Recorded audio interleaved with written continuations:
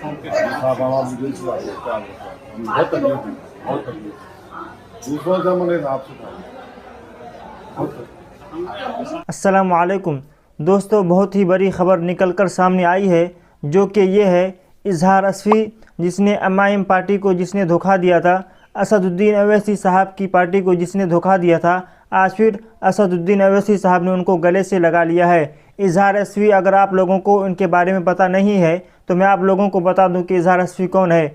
इजहार असफ़ी पिछले इलेक्शन में MIM पार्टी की तरफ से ये खड़ा हुआ था, ये इलेक्शन लड़ा था, तो वहाँ के लोग, कोचा धमन के लोग सारे मिलकर के इनको जिताया था। लोग इसको इसलिए जिताया था कि ये MIM पार्टी की तरफ से ये खड़ा हुआ है। तो इजहार असफ़ी असदुद्दीन अवैसी साहब की पार्टी को ही धोखा दे दिया उसने।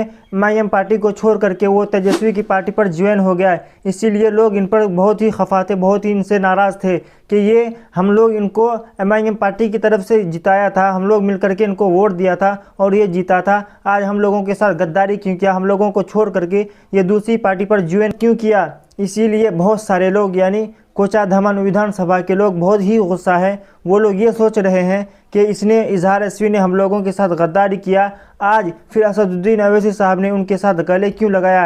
ये न्यूज़ बहुत ही वायरल है, क्योंकि ये बहुत ही एक आश्चर्य की बात है, जिसने गद्दारी की मुसलमानों के साथ, फिर आज असदुद्दीन अवैसी साहब ने उनके साथ गले से क्यों लगाया। इजहार असफ़ी MIM पार्टी पर इसलिए ज्वाइन हुआ क्योंकि जब ये MIM पार्टी को धोखा दे करके तेजस्वी की पार्टी पर जब ज्वाइन हुआ, तकरीबन ये 3 साल तेजस्वी की पार्टी पर रहा। तेजस्वी की पार्टी पर रहने के बाद जब इस मर्तबा सीट देने की बारी आई तो तेजस्वी की पार्टी ने के साथ भी वैसा ही गद्दारी किया, उनको सीट नहीं दिया। जब उसने देखा कि मुझे तेजस्वी की पार्टी ने भी मुझे सीट नहीं दिया, अब मैं क्या करूं, तो देखा कि मैं किसी की पार्टी से मैं इलेक्शन नहीं लड़ पाऊंगा, तो आज इनके साथ ऐसा हुआ कि फिर ये MIM पार्टी पर ज्वाइन हो गया। तो चलिए देखते हैं असदुद्दीन अवैसी साहब इजहार असफ़ी साहब के बारे में क्या क्या कह रहे हैं। तो चलिए हम लोग असदुद्दीन अवैसी साहब की वो वीडियो देख लेते हैं।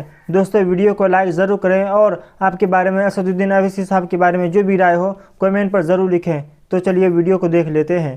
तेजस्वी उम्र का भी कच्चा है और जबान का भी झूठा है। असल अमूर का बेटा तो अख्तर अली मान बना हुआ है, जिसको अब जो आज बोल रहा है कि मैं घर का बेटा हूँ, तो निकम्मा बेटा निकला। असदुद्दीन अवैसी साहब जो हिस्सेदारी की बात करते हैं कि हम 18% है, 14% वाला मुख्यमंत्री बनते हैं, तो कहीं ऐसा ना हो कि जो 82% है वो फिर अपने हक की बात करने लगे। तो इस थ्योरी को, दलालों को और गैर समाजी अनासर को कोचा दामन में पनपने नहीं दिया। और हाजी साहब को मैं हमेशा बड़ी इज्जत करता था, वही मुझसे मोहब्बत करते थे। यादव काफी हमलावर है आजकल। आप अरे छोड़िए ना, ये जागीरदारी ज़हनियत है, ये जागीरदारी ज़हनियत है। हमको हाजी साहब से शिकायत नहीं थी, ना मेरे दिल में कुछ है। मुझे हमेशा इस बात का गम रहेगा कि तेजस्वी यादव और राजद ने, और ख़ास तौर से जोकीहाट के शाहनवाज ने जो साजिश रची और उन्होंने बड़ा ही गंदा खेल किया। 30 साल का मौका मिला मस्तान साहब को, और जो काम 30 साल में उन्होंने कुछ नहीं किया, वो 5 साल में अख्तर अली मान ने बहुत से कामों की शुरुआत की। सीमांचल का बेटा क्यों नहीं बनेगा मुख्यमंत्री? भाई आपको आज ताज्जुब हो रहा होगा, मगर याद रखिए होगा इंशाल्लाह एक दिन। कोई नामुमकिन नहीं है अल्लाह के निजाम में। फर्क ये है कि हमको अपने हौसले को बुलंद रखना है, मुत्तहिद रहना है, और हम उम्मीदवारों को कामयाब करना है। दलालों को, ये गैर समाजी अनासर को, और जो लोग गरीबों का खून चूसते हैं, उनका दौर। अस्सलाम वालेकुम, आदाब। मैं रमीज रेजा, आप देख रहे हैं दी गगन टॉप। ऑल इंडिया मजलिस इत्तेहादुल मुस्लिमीन के कौमी सदर जनाब बैरिस्टर असदुद्दीन अवैसी साहब हाजी इजहार असफ़ी साहब के निजवास में हैं। साथ में आप देख सकते हैं। सर, सबसे पहले आपका बहुत वेलकम, खैर मकदम सर। शुक्रिया बहुत बहुत। सर, आप यहाँ आए हैं हाजी इजहार असफ़ी साहब के मुलाकात करने, ये कैसी मुलाकात है, इसको लेकर क्या संदेश देना चाहेंगे? ये हमेशा से हमारा घर रहा है, बीच में थोड़ा वक्फा हो गया था, तो अल्हम्दुलिल्लाह मैं दोबारा आया हूँ। और हाजी साहब को मैं हमेशा बड़ी इज्जत करता था, वही मुझसे मोहब्बत करते थे। जो कुछ बीच में हुआ वो तो सब पे आया है, मगर हमको हाजी साहब से शिकायत नहीं थी, ना मेरे दिल में कुछ है। मुझे हमेशा इस बात का गम रहेगा कि तेजस्वी यादव और राजद ने, और ख़ास तौर से जोकीहाट के शाहनवाज ने जो साजिश रची और उन्होंने बड़ा ही गंदा खेल किया और तेजस्वी और शाहनवाज इस्तेसाल करते हैं अवाम का। और तेजस्वी उम्र का भी कच्चा है और जबान का भी झूठा है। तो खैर अब हम तो आए हैं आदि साहब के पास। मुझे उनसे जो शिकायत करना था मैंने कर दी, उनको जो कहना था उन्होंने मुझसे कहा।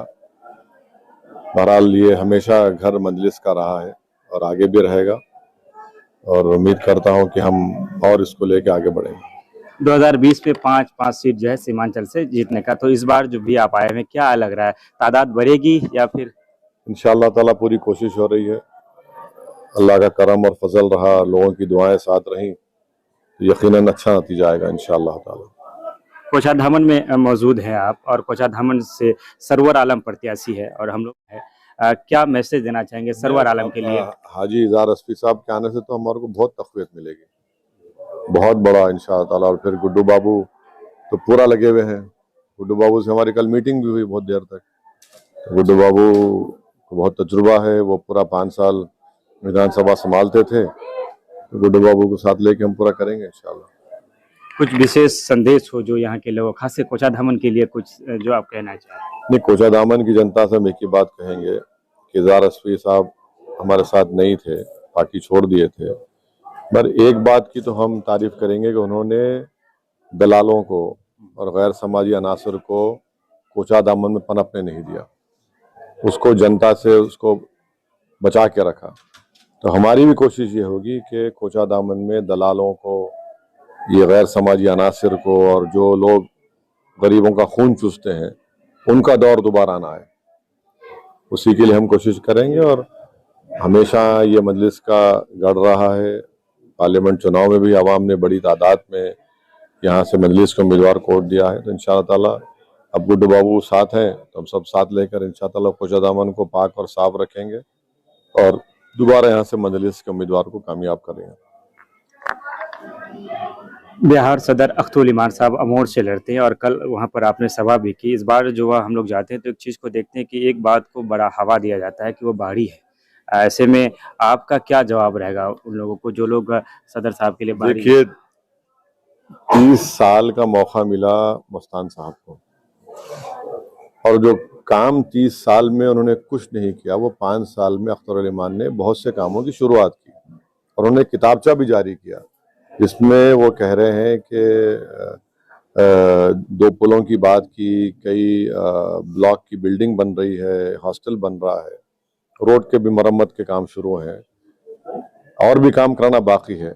मगर अगर अख्तरुल ईमान के 5 साल को 30 साल से देखा जाएगा तो जो शख्स से कारण पूछा जाता था नदी कटाव का, तो कहता था दसन, वहां पर अख्तरुल ईमान काम करा रहे हैं।